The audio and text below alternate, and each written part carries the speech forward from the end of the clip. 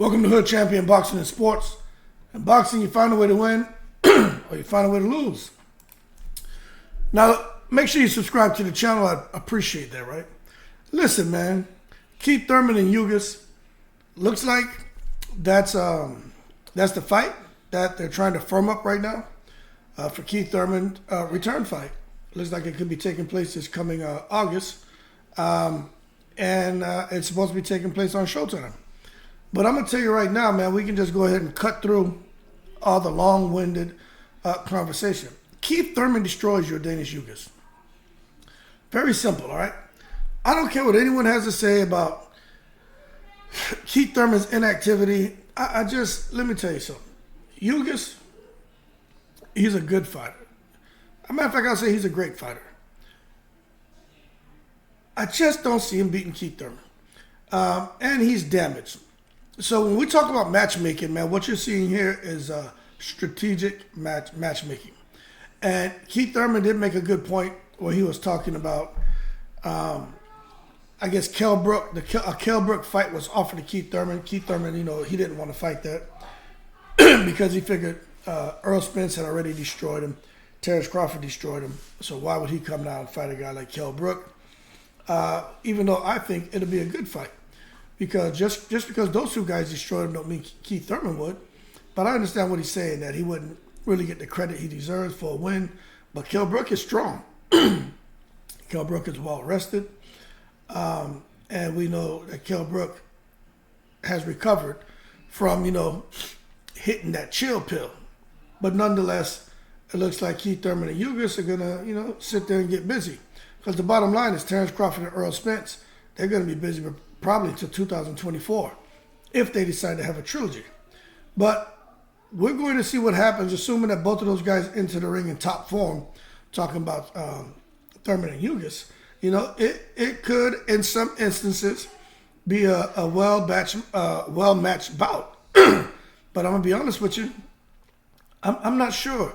The type of damage that Ugas took, especially him being a Cuban veteran, but the type of damage he took in that fight with Keith Thurman, man, it just makes you wonder what's going to show up getting in the ring with a guy like Keith Thurman who hits maybe harder than Spence and who is definitely going to land his big right hand and his hooks. Like he's going to hit Ugas. Is this going to be a situation like when Cotto fought Margarito the second time, where Margarito, just from the damage Pacquiao did to his eye, Cotto was able to kind of, re-injure that same area. And it happened early in the fight, and it just resulted in the fight being stopped because Margarito's eye pretty much closed up.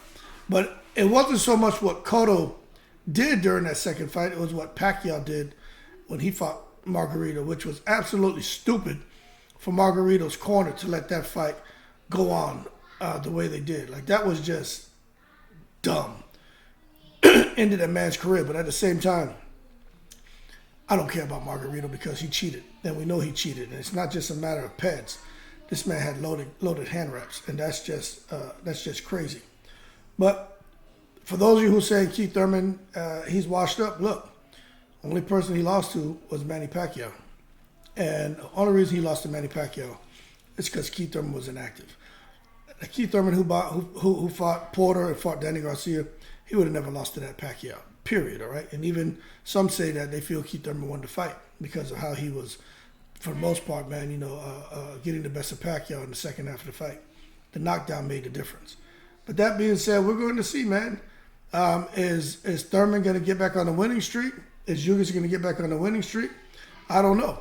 Does Ugas have enough pop to hurt Keith Thurman? Is Ugas going to be able, with his pop-shotting style, be able to get to, we know at Keith Thurman, that weak spot on him is the body. Is Ugas going to be able to land the kind of shots on Keith Thurman to the body that's going to help get a win over the finish line for Yordenis Ugas? And I think that's really what this is going to boil down to, is Ugas and what he brings to the table, and if he can actually do any damage to Keith Thurman's midsection.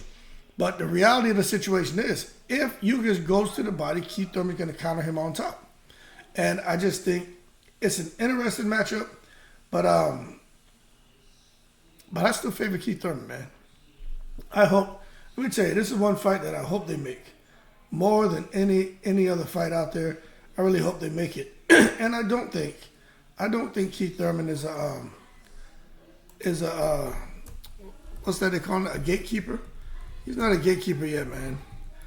Keith Thurman, he still has something left in the tank, but I think with this win, it sounds to me like he's cool with now going after a Virgil Ortiz, with now going after a what's his name, a Boots Ennis. And those are the things you want to hear from Keith Thurman, because Keith Thurman recognizes that as far as him fighting for a title, the reality is he may not be able to get that fight. You know what I'm saying? So he's got to stay active. His goal was to fight twice last year. This year, he's trying to have 2 fights, and he's trying to get back to having 3 fights a year. So will he get 2-3 fights a year? I think he can easily get those fights if he allows it. Because I think before, Keith Thurman was blocking those fights with a Boots Ennis, a Stanley Ugas, and some of those other guys. And when we take a look at it, as a matter of fact, while I'm talking to you, let me just pull this up, because I like to pull this up when I'm having these conversations. That way, you guys can see what I'm talking about. We can kind of go from there, and we'll be on the same page. Because once I show you this list of what's really out there for Keith Thurman, I think it'll some things. Let me see. Here it is. Once I show you this list of what's really available for Keith Thurman, I think you guys are going to understand the situation that Keith Thurman's in. Now, let me see if I can pull this up. Okay, hold on. Window capture. Let me see. Boom, boom, boom, boom. Where is it? Okay. Let's do this. Let me do this. Close that. All right. Let me make this a little bit smaller for you guys. All right. Now let's look at what we got here. Okay. So this is Keith Thurman's reality, right? He's no longer on this list. Man, what the hell? I hate when it does that bull crap. I don't need no ask nobody to use the damn site. So where were we at just now? So right here. When it comes to Keith Thurman, this is his reality. There's no more. He's not on here. Look, Roman Villa is on here now. Evanescence is still on here, which I can't understand why Evanescence is on here. You kind of understand Cody Crowley and what they're trying to do with him. Rocha, you kind of understand him. Butiev is still here. He's been inactive. He's got to fight soon. Stanley Ugas, Ortiz, Ennis. So Keith Thurman, his reality is fighting some of these guys. The Ortiz, Ennis, Stanley Ugas.